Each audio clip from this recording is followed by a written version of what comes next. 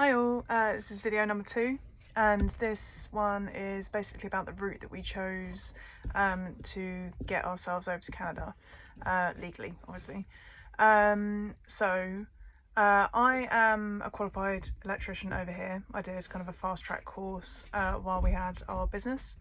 So it's Thor in the background. Hi Thor.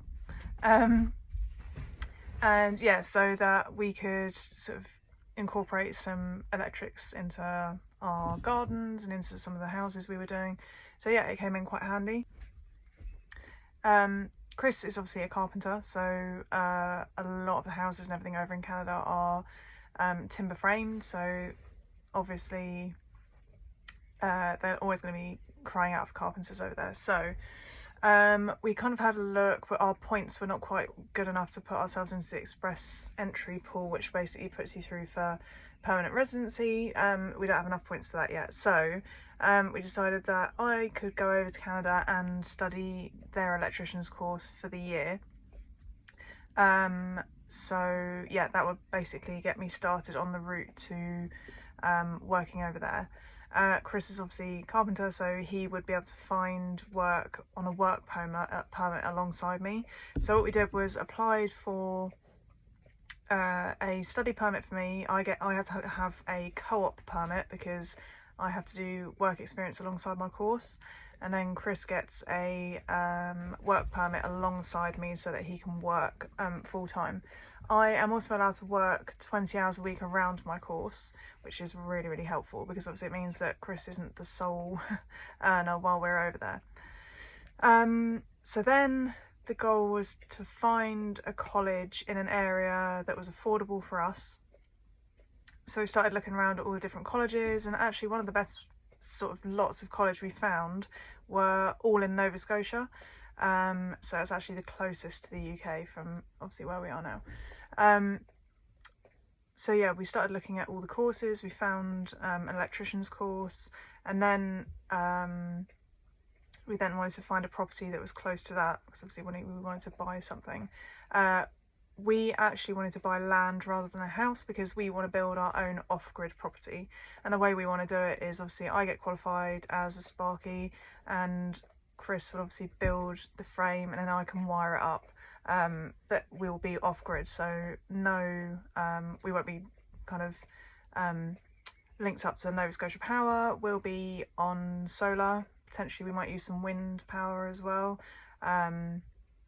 And the land we wanted to get, we needed to have kind of a well and septic and everything already in place, so we would be basically self-sufficient and have no bills, which is the ultimate goal. No mortgage, no bills.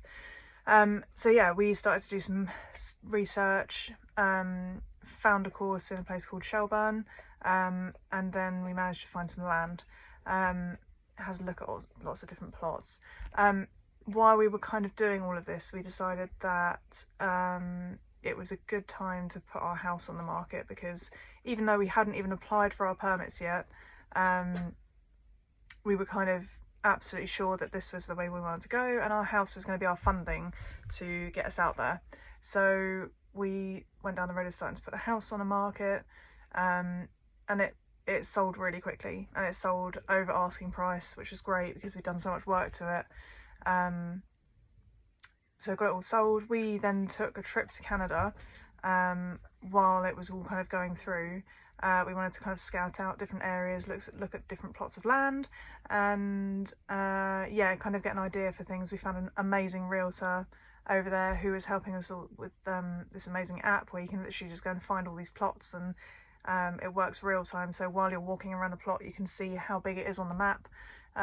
Really super helpful. Yeah, and then we came back from Canada. I had a phone call and a voicemail from our estate agent saying that the house had fallen through, believe it or not. So we then had to get the house back on the market. Luckily, our estate agent David was amazing and he got it up back online straight away. Had viewings, literally, I think it sold again within a couple of weeks. And we got asking price, which obviously it would have been nice to get a bit more, but the market was just starting to change. So we did get what we kind of bottom of what we wanted, but at least it was enough to kind of fund us for what we wanted to do.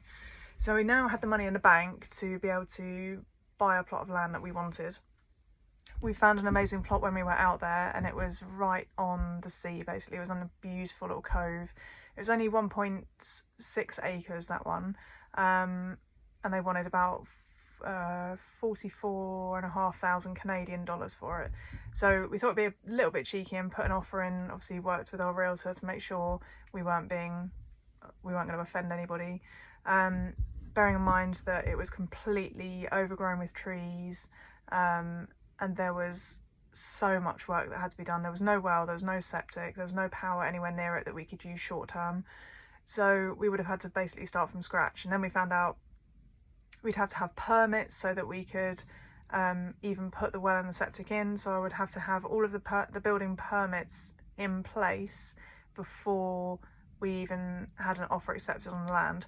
And he only gave us a week to do it, bearing in mind we were in the UK and I would have to do it all speaking to people while I was here. Not easy at all. And he also said that he would only accept the asking price for the land. So we kind of thought, no, this isn't the one. As much as we loved it, it was not the one for us. So we decided to find specifically a plot that was partially cleared, so with no trees or less trees, in an area where we could start off. And then we wanted a well and septic on the land and potentially power nearby that we could link up to if we wanted to. And we found a plot. It was a bit more expensive, but then we wouldn't have had to put the work in to then get all of those bits done. And yeah, we decided to put an offer in again. Our permits had not been, nothing had happened yet, so we had an offer accepted, and we basically bought that plot of land.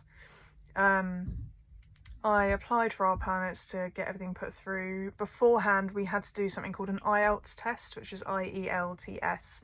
And it's an English language test, so you have to be tested for listening, writing, reading and speaking, and then you kind of get like an average mark of out of 9, I believe it is, which you have to attach to your application. So we did that in Reading, and yeah, we got the results within I think 2 weeks. Within 2 weeks, I think it was, which I then attached to everything. I decided to do all of the application for permits on my own because we'd had issues with kind of agents that were trying to help people get out there, and we didn't want to spend the amount of money that they were looking to charge us, which was thousands and thousands of pounds. So it's actually really easy to do the application online. So I had all of our stuff, put it all through, and then we got an invitation from the Canadian government to go and get our biometrics tests done.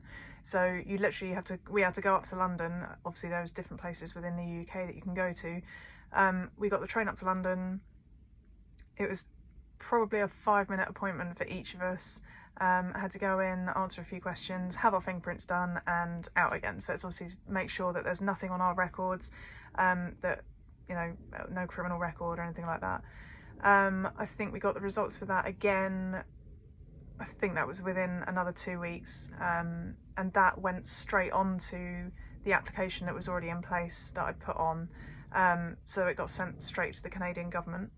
And then I think the whole process of the permits probably took about 2 months, if not a bit more. But it was accepted. I didn't have to provide any more information. I had all the information from a college saying that I'd been accepted on a course, which obviously had to be attached. And yeah, we were good to go. So it was a massive milestone. And we had our land ready and stuff like that. So then the house was being sold. And then we had the issue of we had to find somewhere to rent short term because we didn't want to leave for Canada until August because my course didn't start until September. And we didn't want to use too much time of our permits before actually kind of going out there. So yeah, started looking at properties to rent, and obviously with 2 huge dogs, both of who are behind me, fast asleep. There they are. Yeah, no one actually wanted to rent to us at all, even though there's a law in place that you're not actually allowed to decline people renting with you, even if you have pets. Everyone declined us. no one would take us. So we were like, oh my god, what are we going to do? So we thought outside the box, and we literally went and bought the biggest caravan we could possibly find, which is where I am now, which is why it all looks a bit weird. So we live in an 8-foot wide, like 32-foot long caravan, and have been in here since March. But actually, we pay about £600 a month here and a little bit of electric, and we've got no mortgage, and our bills have completely plummeted. So the stress levels, even though we're about to make the biggest change of our lives, the stress levels are completely reduced. And quite honestly, we're so happy here. We wish we'd actually done it sooner, believe it or not. And the dogs have adapted really, really well, which is really good, because also over in Canada we're buying land, and then we're going to buy, or we have actually now bought, a travel trailer, which is basically something that's about 5 times the size of what we're living in now, and it's got kind of pull-outs in the side, so it makes it a lot wider, much more space, and it will be on our own plot of land, which is about 7 acres. So yeah, this is kind of where we are now. Yeah, I think the next step is getting out there now. So we've actually got a buyer for this caravan already. I listed it online because we did loads of bits to it. We replaced all the flooring, replaced all taps, and basically did it all up. We put a TV in it, which is going to go with it, because obviously we can't take the TV. All the cutlery and everything like that is all coming with it, so it's a really good deal. We bought a massive awning outside. I'll attach a video and stuff of it, which has obviously got all the stuff we're going to take with us. But yeah, we made quite a nice amount of money actually doing it this way, and then we didn't lose loads of dead money on rent.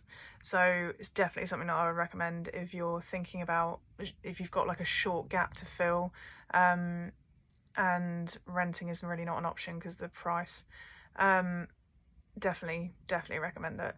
So yeah, this is already sold, and they put a deposit down, and they pick it up the day before we fly, which is awesome, which is the same day we drop off the boys, who are booked in with a company called Fly Pets. They will be flying out the day after, so that we can sort all our permits out when we arrive, and then we'll collect them the day after from Toronto, because we can't fly them into Halifax. So yeah, that is where we are at the moment. That is the way we're going. So we're obviously study permit for me, and Chris gets a work permit with me, and then hopefully while we're out there, because it's not the longest amount of time, hopefully when we're out there and we're doing the process of I'm studying, Chris is working, we can then look at extending our permits and I'll probably go into like an apprenticeship type scheme, which will obviously extend our time out there, and then we'll look at trying to go down the PR route, which is permanent residency. So yeah, I will talk you through all the bits as we get there, but yeah, this is where we are now, so I thought I'd give you another update. Cheers!